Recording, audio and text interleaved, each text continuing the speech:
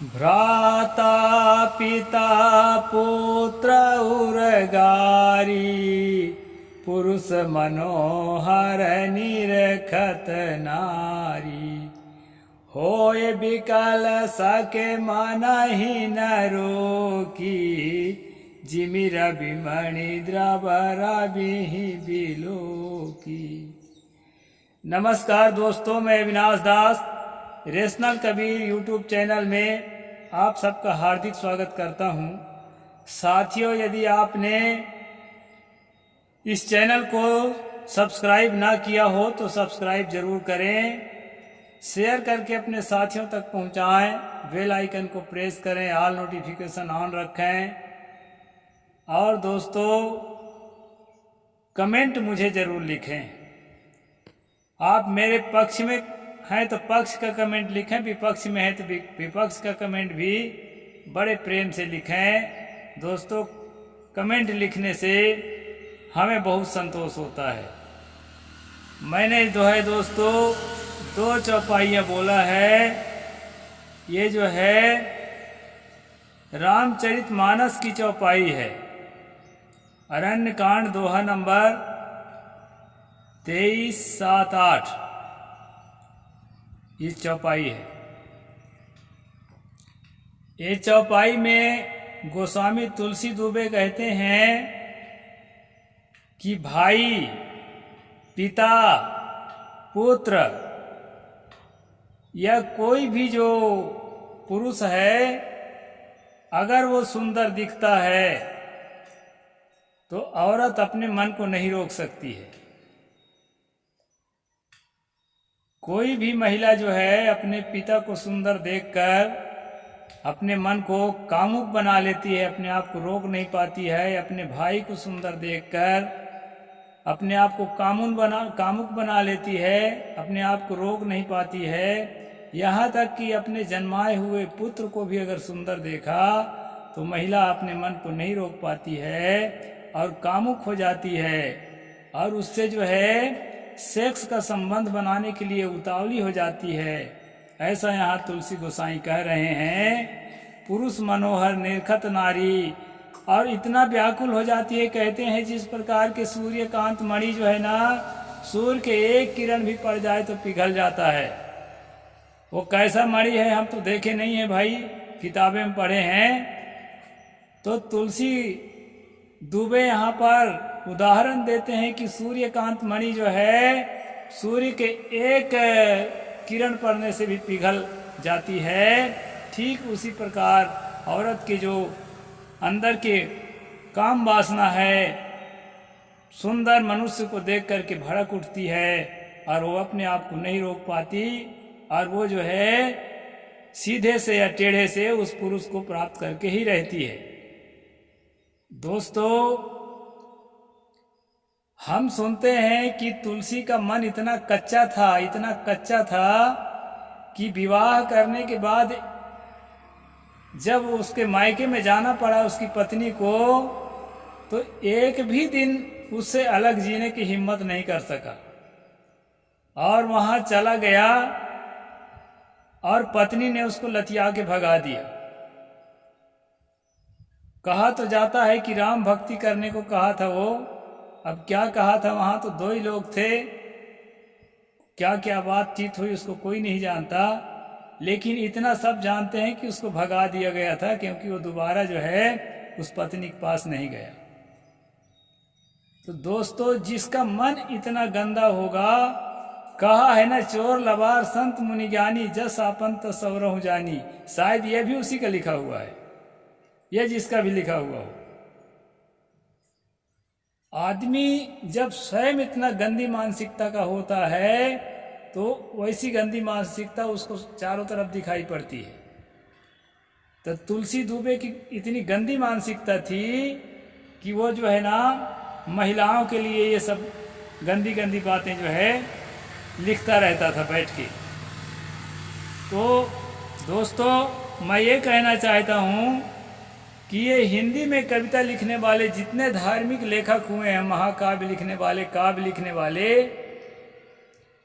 खासकर हिंदू संप्रदाय के लोग, इनको ताकत कहाँ से मिलती रही? इनको ताकत निश्चित रूप से संस्कृत ग्रंथों से मिलती रही दोस्तों। कल मैंने कुछ चौपाइयाँ बोली थी और कुछ संस्कृत की बातें में मैंने बताई थी आपको। तो इनको संस्कृत के ग्रंथ, जिसको धर्म ग्रंथ कहा जाता है, जिसको मानवता का ग्रंथ कहा जाता है, जिसको आवागमन चक्कर से मुक्ति होने का साधन बताया जाता है।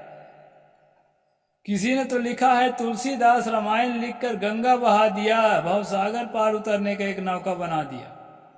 दोस्तों, जिस चौपाई को मैंने अर्थ सहित आपसे बताया है, क्या ऐसी चौपाइयों को पढ़कर के आप भवसागर से पार उतर जाएंगे? भवसागर से पार उतरने की यही साधन हो सकता है। जैसा भी आप मान रखे हो, तो खास बात यह है कि धर्म के नाम से चाहे जितनी गंदी मानसिकता आप समाज में थोपो, उसमें आरती उतारी जाती है। लोग आरती सुलगाते हैं, आरती कीजिए रामायण जी की, कीरत कलित ललित सिया पिया की। इतनी गंदी बातों वाली किताब में आरती उतारना पड़ता है। दोस्तों, तुलसी दुबे को ताकत कहाँ से मिलती थी? वो ताकत मिलती थी दोस्तों मनुस्मृति से। तो हम मनुस्मृति का स्ट्रीम कर रहे हैं। अभी स्त्रियों से संबंधित प्रसंग चल रहा है। तो मनुस्मृति में स्त्रियों को जो कहा था मनु ने, हम इसको ऐसे पढ़ाए हैं, 2 अध्याय में है। स्वभाव एस नारी नाम नराणाहमि दूषणम अतोर्थान प्रमादयंती प्रमादसु विपस्थिता। ऐसा कहा है दोस्तों। ये नहीं कहा है कि स्त्रियां जो है स्वभाव से ही पुरुषों के मन को गंदा करने वाली होती हैं, इसलिए समझदार व्यक्तियों को असावधान नहीं रहना चाहिए स्त्रियों के प्रति। ये मनु ने कहा है। इसी डर से जो है तुलसी ने चौपाइयों को लिखा है। और तुलसी तो प्रयोग कर चुका था ना, लात खा चुका था पत्नी का, तो लिखेगा ही। अब अपने मन की गंदगी को नहीं देखता है कि मैं कितना भावुक होके गया था वहाँ। एक दिन आदमी कई दिन परदेश में कमाने जाता है, तब पत्नी से कई महीना दूर रहता है। तो अपनी कमजोरी को जो है नारी के ऊपर थोपने का यहाँ पर तुलसी दुबे ने काम किया है। तो हम चलते हैं दोस्तों आज के प्रसंग पर। आज का प्रसंग मनु जी क्या कह रहे हैं, ये भी हम एक नज़र देख लेते हैं। कल हम ये बात पढ़े थे कि पिता पति या पुत्र से पृथक रहने की इच्छा औरत को कभी भी नहीं करना चाहिए, नहीं तो वो दोनों कुल को, अपने मायके पक्ष को, ससुराल पक्ष को बदनामी में डाल देगी, निंदित कराएगी। ऐसा मनु कल कह रहे थे। वहाँ तक हम पहुँच गए थे 149 तक। अब 150 नंबर आगे चलते हैं दोस्तों। सदा पृष्ठा भाव्यम गृह कार्येषु दक्षया सुसंस्कृतोपकरस्कारा व्यये च मुक्त हस्तया। स्त्री को सदा प्रसन्न रह करके दक्षता के साथ घर के कामों को संभालना चाहिए। नित्य व्यवहार में आने वाली सामग्रियों, आभूषण, बर्तन इत्यादि को साफ रखना चाहिए और जहाँ तक हो सके कम खर्च करना चाहिए। कम तो सब आदमी को खर्च करना चाहिए। यहाँ औरत के लिए जो है ना मनु जो है काम सौंपता है दोस्तों। क्या क्या सौंपता है? स्त्री को सदा प्रसन्न रह करके, ये नहीं कि उसको और कामना न करके कि मैं दुनिया के कुछ और अपना योग्यता हासिल कर लूँ, कुछ और अचीव कर लूँ, ऐसा ना सोच करके उसको क्या करना है, घर के कामों को संभालना चाहिए।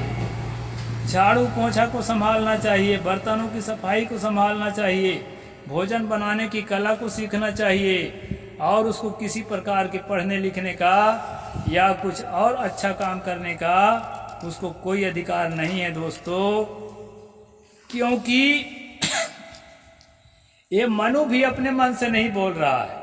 इसके पहले जिसको वेद उपनिषद कहते हैं ना, उसमें भी ये गंदगी है। क्योंकि जो है ना ये बृहदारण्यक उपनिषद, बृहदारण्यक उपनिषद में एक बात आई है, उसको भी मैं आपको सुना देता हूँ, ताकि आपको जो है और ज़्यादा वैदिक संस्कृति के प्रति जो है और ज़्यादा स्पष्ट हो जाएंगे आप। दुहित्यु पांडित्यम ग्रहतंत्र विषय में वेदे नाधिकारात, बृहदारण्यक उपनिषद 6.4.1 शंकर भाष्य। यहां पर क्या कह रहे हैं शंकर जी उपनिषद का व्याख्या करते हुए कि पुत्री का गृह कार्य में निपुण होना ही उसकी पांडित्य है, उसका पांडित्य है। यानी उसकी विद्वता क्या है? गृह कार्य में निपुण होना, झाड़ू लगाना, पोछा लगाना, सुंदर भोजन बनाना है, लीपना पोतना, कपड़ा धोना, बर्तन मांजना, इन सब कामों में जो निपुण हो जाती है, यही उसकी पंडिताई है, यही उसकी पांडित्य है, यही उसकी विद्वता है। ऐसा जो है ये क्या कहते हैं आपके बृहदारण्यक उपनिषद के लेखक कहता है। और वेदे नाधिकारात, वेद का मतलब होता है पढ़ना लिखना, वेद विद्या, वेद का मतलब 4 वेद किताब भी होता है। मनुस्मृति में हमेशा 3 वेद आते हैं। उसका कारण ये है दोस्तों, मैं पहले भी बता चुका हूँ कि अथर्ववेद की रचना मनुस्मृति लिखने के बाद हुई है, इसलिए इसमें 3 वेद ही आया करता है। तो वेदों में जो है ना महिला का कोई अधिकार नहीं है पढ़ने लिखने में। उस समय की यही पढ़ाई लिखाई थी, तो उसका किसी भी प्रकार अधिकार नहीं है। ये बात जो है बृहदारण्यक उपनिषद में लिखा है, जिसको आजकल जो है ना वो एक बाबा है, क्या कहते हैं वो, आचार्य प्रशांत, जिसको मुक्ति का साधन बताते हैं। संसार में उपनिषद को नहीं पढ़ा तो कुछ भी नहीं पढ़ा। उपनिषद ही इस दुनिया का सर्वश्रेष्ठ ग्रंथ है, वेदांत जिसको बोलते हैं। वेद का अंत, वेद माने ज्ञान, ज्ञान का आखिरी ज्ञान, अंतिम ज्ञान, परम सत्य का ज्ञान वेदांत है, उपनिषदें हैं। अब इतना घटिया घटिया सूत्र उपनिषदों में मिलते हैं, पता नहीं कैसे वो ये बात कह लेते हैं, उनके चेले कैसे सुन लेते हैं आचार्य प्रशांत के, जो मानवता के एकदम विपरीत बातें उसमें मिलती है। तो उसमें की बात भी मैं एक रख दिया, प्रसंग आएगा तो और रखूंगा।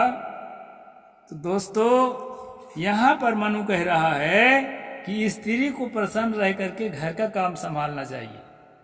उसके घर के काम संभालने के अलावा और किसी भी प्रकार के नई सोच नहीं सोचना चाहिए कि मैं पढ़ लिख लूँ, कलेक्टर कमिश्नर बन जाऊँ, कुछ नहीं तो एक शिक्षिका ही बन जाऊँ, कुछ नहीं तो चपरासी बन जाऊँ, पढ़ लिख करके थोड़ा ऊंचा उठूँ, जहाँ से हूँ तहाँ घरौंदे से बाहर, थोड़ा पर्दे से बाहर निकल करके संसार को क्या है उसका सुख ले लूँ, कुएं में ढकना बने रहूँ।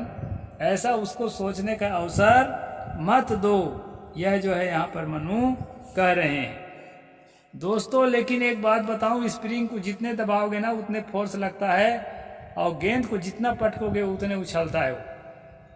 हमारे गुरुजी भी कई बार कहा करते थे कि महिलाओं को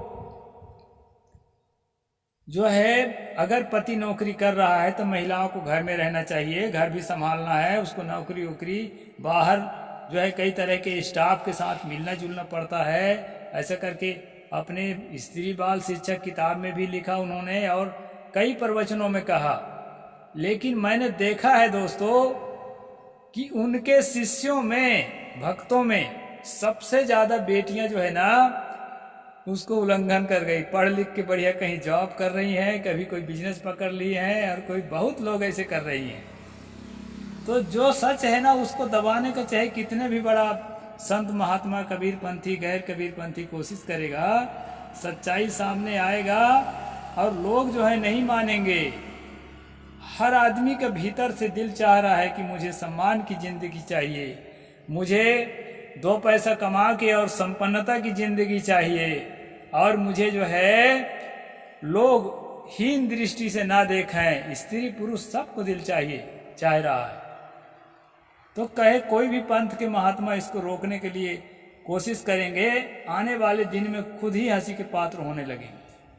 ये सच्चाई है दोस्तों, ये किसी के लिए भी, मेरे लिए भी जो बातें हैं मैं अपने लिए भी लागू करता हूँ कि मुझ में जो खराबियां हैं ना आने वाले समय में उसके लिए मैं हंसी का पात्र हो सकता हूँ, इसमें कोई संशय की बात नहीं है। तो आगे मनु ये कहते हैं दोस्तों, यस्मै दद्यात् पिता त्वेनां भ्राता वा अनुमत्ते पितुः तम सुश्रुते जीवंतम संस्थितम च न लंघेत। अच्छा, इसका अर्थ पढ़ देता हूँ। पिता या पिता की आज्ञा से भाई जिस पुरुष का हाथ धरा दे, जीवित अवस्था में उसकी शुद्ध हृदय से सेवा करे और उसके मरने पर धर्म का उल्लंघन ना करे। ये भयंकर वाणी है दोस्तों। मनु कहते हैं कि वो कैसा भी हो, वो व्यक्ति चाहे जैसा हो, जिसको पिता ने हाथ धरा दिया है या पिता के आर्डर से भाई ने हाथ धरा दिया है, पिता के मरने के बाद भाई ने हाथ धरा दिया, चाहे जिस पर मर्द का सौंप दिया जाए, उस मर्द के साथ जो है शुद्ध हृदय के साथ उसकी सेवा करना चाहिए महिला को। ये मनु का आर्डर है। कौन मानेगा आज? और अगर नहीं मानेगा ना तो वो हिंदू नहीं है, मैं भी बता देता हूँ। अगर हिंदू धर्म के नियम कायदा को नहीं मानता तो काहे कि हिंदू? नियम कायदे के अनुसार ही कोई धर्म को मानने वाला कहा जाता है ना। और मैं तो नहीं मानता हूँ, और मैं हिंदू हूँ भी नहीं। हिंदू मुसलमान ईसाई ये सारा जो कहना चाहिए कि बखेड़ा है ना, इससे मैं मुक्त हो गया हूँ। इसलिए अपनी बात खुली दिमाग से रखता रहता हूँ। ये सारे बंधन है दोस्तों। कबीर साहब ने कहा था, खुल खेल अब संसार में बांध सके न कोई, अब बाल नवा कर सके जो जग बैरी होए। कुछ लोग कहते हैं कि जाको राखे साइया मार सके न कोई।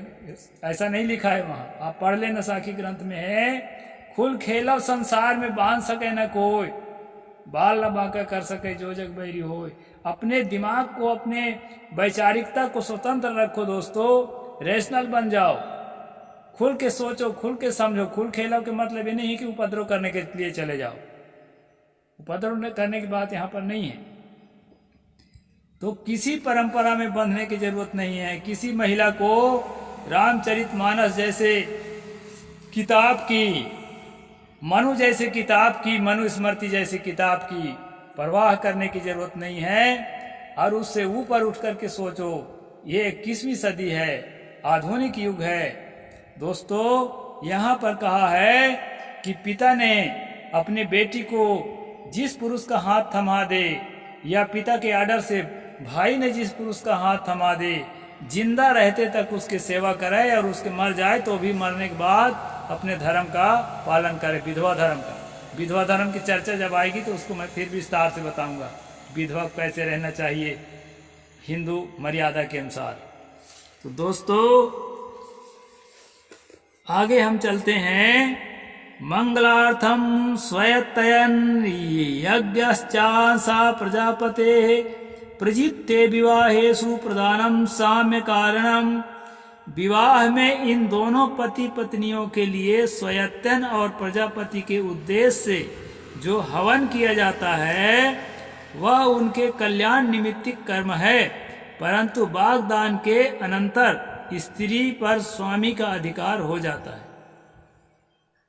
यानी कि जब तक जो है उसका पानी ग्रहण होके और जो है वचन का दान नहीं हो जाता, सौंप नहीं देते हैं, तब तक के जो है वो उसके लिए वेद मंत्र के द्वारा, मैं पहले भी बताया हूँ, जहाँ विवाह संस्कार की बात मैं बता रहा था इसी मनुस्मृति में, आप पिछले स्ट्रीम भी देखिए दोस्तों, उसमें मैंने बताया है कि वेद मंत्र जो है महिला को कान में सिर्फ एक बार जीवन में पढ़ना चाहिए, वो विवाह के टाइम में। इसके बाद वेद के मंत्रों में महिला का कोई अधिकार नहीं है। इस प्रकार से उसके पहले और उसके बाद विवाह संस्कार वाला जो मेरे एपिसोड है उसको खोज के आप देख लेना, और उसमें मैंने इसका वर्णन किया है।